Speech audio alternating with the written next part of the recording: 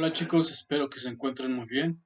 Pues vamos a continuar con esta visión cosmogónica y sobre todo que da paso a una nueva apertura para poder entender estas molestias y deficiencias que caracterizan, por ejemplo, la identidad del hombre.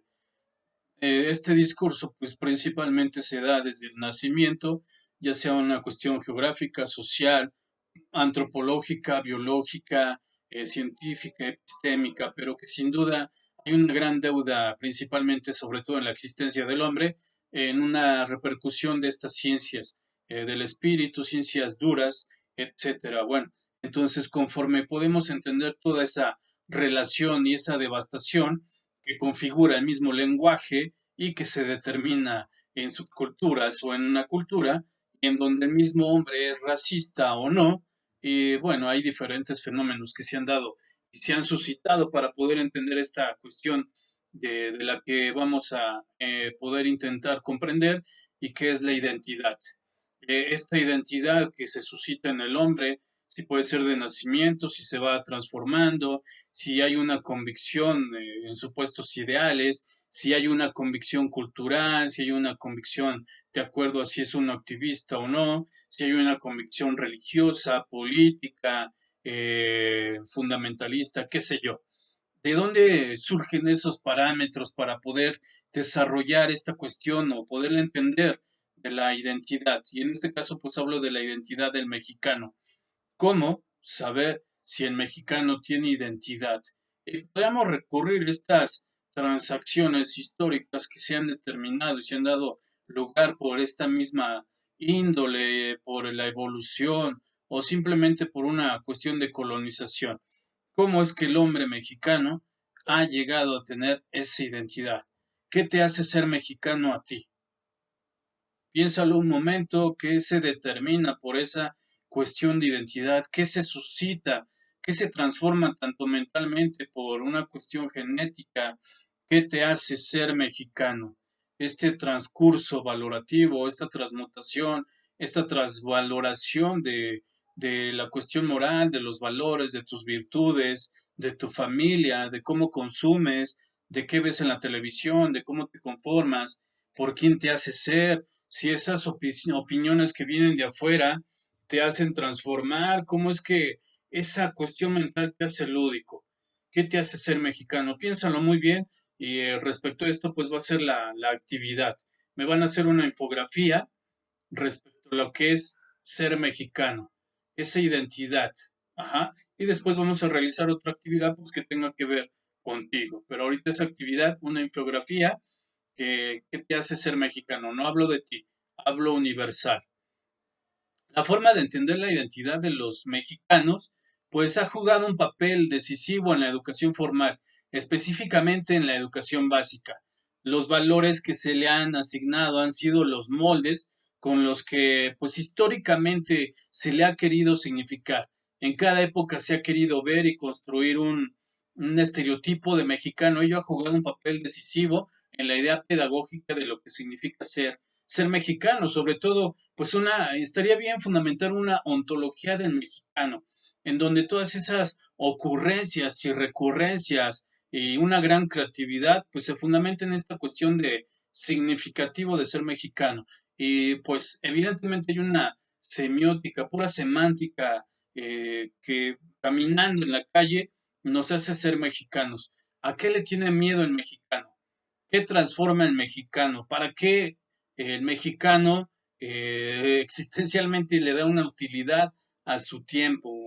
Todas esas cuestiones que se verifican a lo largo de su historia y que se verifican cuando uno tiene esa trayectoria fundamental de qué quiero ser, a qué me voy a dedicar, de qué voy a vivir, qué pienso hacer de mi vida, realmente estoy satisfecho de lo que he logrado, mañana tendré trabajo o no, qué es lo que me sostiene como mexicano, quién hace ese soporte de ser mexicano o yo soy individual, es colectivo, todos nos hacemos mexicanos conforme uno hace esto, uno hace el otro y eso es decisivo para mi identidad, no sé.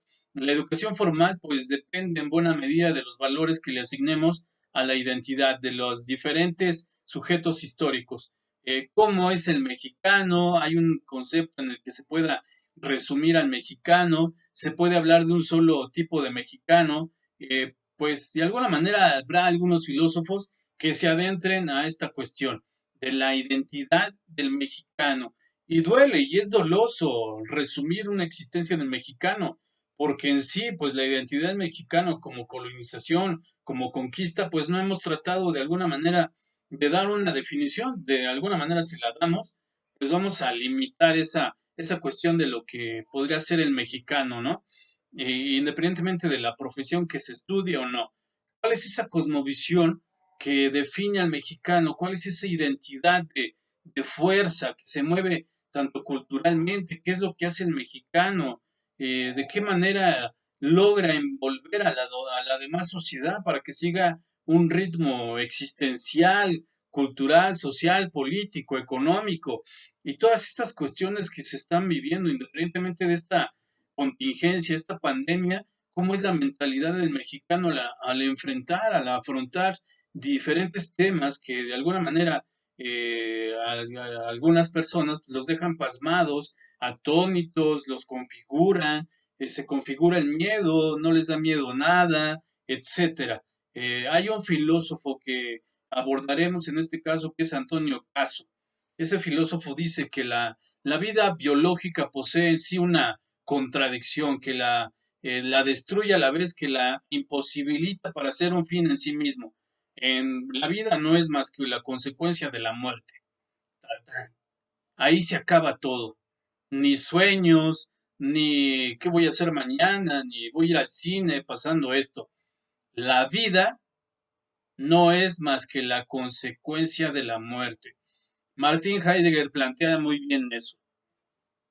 Somos seres hechos para la muerte. Se acabó. ¿Qué esperanzas se configuran con nuestra existencia? Somos seres hechos para el trabajo. Somos seres que de acuerdo a nuestra creatividad, nuestro intelecto, hacemos cultura sin importarnos nada. De acuerdo a lo que estamos haciendo es cultura. Pónganse a pensar. Ir al cine ya es cultura y ver una película, fashion, bla, bla, bla. Ay, fue a ver una película y ya es cultura. Me ilustré. ¿De verdad ponen en jaque la tela del juicio de que es ser mexicano? Bien, el ciclo está completo, no se entiende una sin la otra, es decir, la muerte y la vida. En el caso del ser humano afirma que tiene que haber una idea de finalidad. Sin la idea de finalidad consciente o inconsciente, es inteligible el vivir. Pero la idea de vida, en el caso del ser humano, no puede estar exenta de sus características, evidentemente, pues fisiológicas. Todo ensayo de definir la vida tiene que referirse totalmente a un fondo fisiológico, a su aspecto profundo, dinámico. Caso, pues dice, ¿cuáles serían esas características en el caso de los mexicanos? ¿Acaso se pueden subsumir las múltiples características fisiológicas que los conforman? ¿Y cuál sería el aspecto profundo, dinámico? ¿Cuál sería este gen otorgado al mexicano para ser una raza cósmica, una raza no superficial? O si algunos mexicanos se consideran superficiales, ¿el mexicano de verdad tiene un lenguaje que determine su existencia? Hemos configurado nuestro lenguaje para poder determinarnos en este mundo banal, en este mundo escueto, que hablo del mundo de cada mexicano. Bien, Antonio Caso afirma que el hombre vulgar es incapaz de rebelarse a la voluntad y por ello, pues evidentemente tampoco puede abstenerse de efectuar una acción desinteresada que lo lleve a la contemplación. Siempre busca con rapidez el concepto en el que podrá incluir todo aquello que se le ofrece, como el perezoso que busca una silla, después de lo cual no vuelve a preocuparse por ello. ¿Creen que sea así el mexicano? ¿Cómo despertar la conciencia de los mexicanos, chicos? Ya no sean conformistas, vamos a darle, vamos a entrarle a esa identidad del mexicano, vamos a configurar la existencia del mexicano, vamos a tratar de ser y no utilizar esa palabra de ser originales, no, vamos a tratar de ser. Quiero esa infografía, chico, les encargo la actividad de qué es ser mexicanos. Muchas gracias.